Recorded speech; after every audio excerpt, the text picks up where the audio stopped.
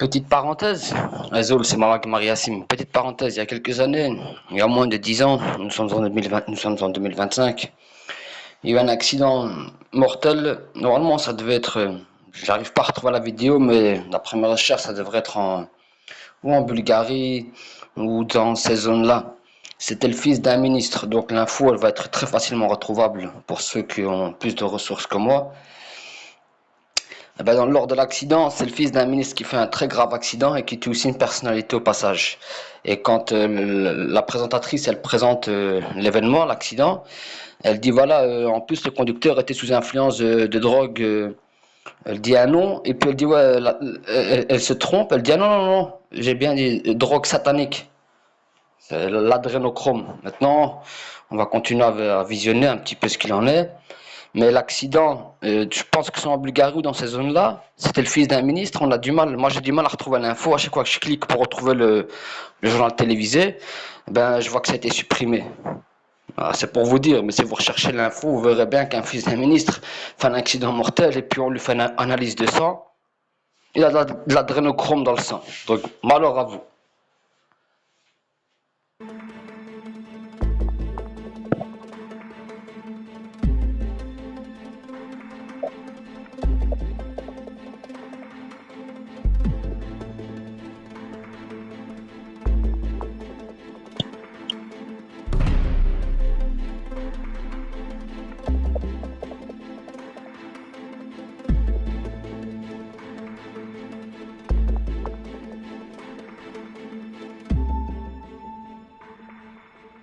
Dans les années 1940, des études menées par A. Hofer et H. Osman ont prouvé l'effet hallucinogène de l'adrénochrome qui est similaire à la drogue LSD. Le terme adrénochrome est parvenu pour la première fois à un public plus large en 2017 par le biais des déclarations de l'ancien officier de renseignement de haut rang de la CIA, Robert David Steele. Il a utilisé ce terme en relation avec les abus rituels sur les enfants. On parle d'abus rituels lorsque les victimes, généralement des enfants, sont abusées sexuellement, torturées ou sacrifiées lors de cérémonies d'adoration du diable. Robert David Steele a parlé dans une interview du fait que les enfants sont torturés lors de telles cérémonies, afin que se produise exactement cet effet, c'est-à-dire un niveau élevé d'adrénaline dans le sang. Selon Steele, dans les milieux sataniques, il est courant de boire ce sang enrichi en adrénochrome pour se droguer. Robert David Steele parle également dans plusieurs interviews de l'adrénochrome, considéré comme un agent de rajeunissement dans les milieux aisés. Il a été constaté que la consommation de sang des enfants est un remède contre le vieillissement. C'est vraiment malsain et dégoûtant. C'est un fait chimique. Et lorsqu'on boit le sang d'un enfant contenant de l'adrénaline, c'est-à-dire quand on a martyrisé l'enfant, non seulement par le satanisme, mais aussi par la torture et d'autres rituels sataniques. Lorsqu'on enrichit en adrénaline le sang des enfants avant de les tuer et de boire leur sang, il devient une substance doublement efficace contre le vieillissement. Ces dernières semaines, outre Xavier Naidoo, le boxeur poids lourd américain David Rodriguez s'est également exprimé sur ce sujet. Vous comprenez, il y a des sacrifices d'enfants, et il y a vraiment des gens qui boivent de l'adrénochrome, et ils martyrisent tellement l'enfant. Et c'est difficile à croire, c'est dur, tellement cruel. Mais il s'agit en fait d'un ancien rituel destiné à terrifier, en particulier les enfants, parce qu'ils sont plus purs, parce que leurs glandes surrénales sont plus pures, et qu'ils ont tellement peur, et qu'ils secrètent tellement d'adrénaline, et ont tellement peur. Et ensuite on les tue et on boit leur sang.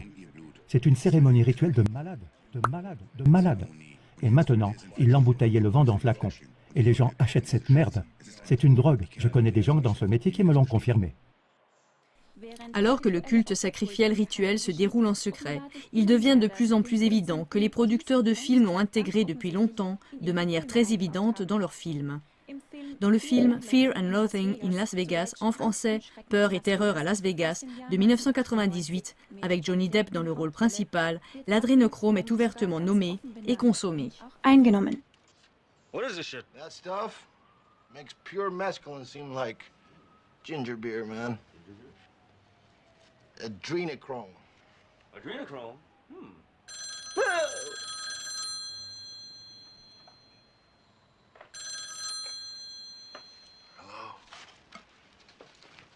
Hi, Lucy. God bless.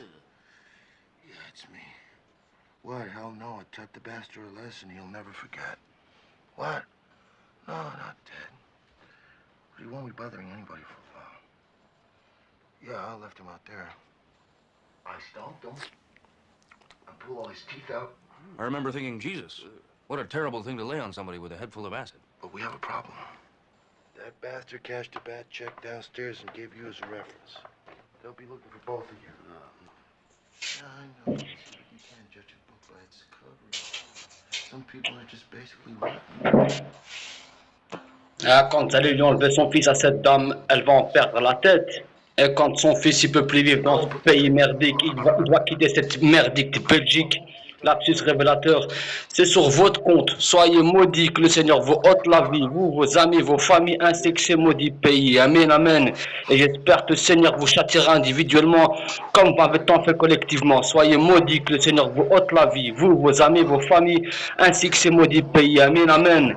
J'espère que le Seigneur vous châtiera individuellement, comme vous m'avez fait collectivement. Ça va vous apprendre à confondre orphelin avec chien. Soyez maudits, bande de clèques, bande de chiasses que vous êtes. L'effet enivrant et stimulant est également décrit dans le film. Il est évident que ce sont les mêmes symptômes qui apparaissent chez l'acteur et chez cette femme.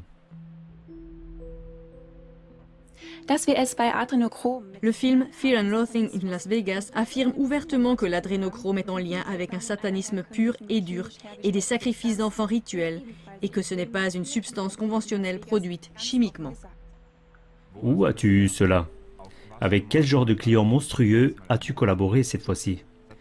Les adeptes du satanisme? Dans une autre séquence du film, on entend un homme en arrière-plan qui parle au téléphone. Elle avait 16 ans. Ils lui ont coupé cette foutue tête dans le parking. Puis, ils ont fait des trous dans son corps et ils ont aspiré tout le sang. Mais le film fournit d'autres indices.